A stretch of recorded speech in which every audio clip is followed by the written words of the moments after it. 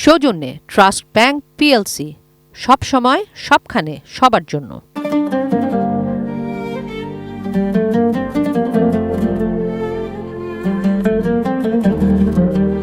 নবীজির জীবনী।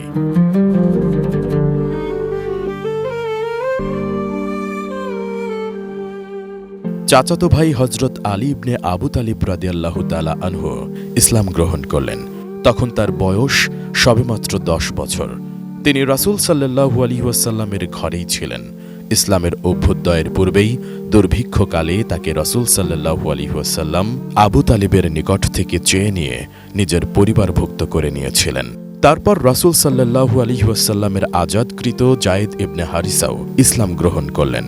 রাসূল সাল্লাল্লাহু আলাইহি ওয়াসাল্লাম তাকে তার পুত্ররূপে গ্রহণ করেছিলেন। তাদের এ ইসলাম গ্রহণ ছিল সর্বাধিক ঘনিষ্ঠজনদের ইসলাম গ্রহণ, যারা তাকে সর্বাধিক চিনতেন এবং তার সত্যবাদিতা, আন্তরিকতা ও সচ্চরিত্র সম্পর্কে সর্বাধিক অবগত ছিলেন।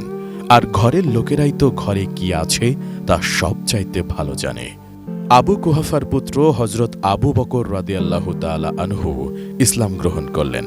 আপন বুদ্ধিমত্তা, বীরত্ব ও নীতিপরায়ণতার জন্য তিনি আরবদের সম্মানের পাত্র ছিলেন। তিনি ছিলেন অত্যন্ত নম্র, ভদ্র ও জনপ্রিয় ব্যক্তিত্ব। কুরাইশদের বংশপঞ্জী এবং তাদের ইতিহাস ছিল তার নখদর্পণে।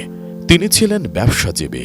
ইসলাম গ্রহণের পর থেকেই তিনি ওই সব লোকদেরকে আল্লাহর পানে, ইসলামের পানে দাওয়াত দিতে লাগলেন, যারা তার প্রতি আস্থাশীল ও শ্রদ্ধাশীল ছিল এবং যারা তার কাছে আসা যাওয়া করত এবং তার সাথে ওঠা বসা করত।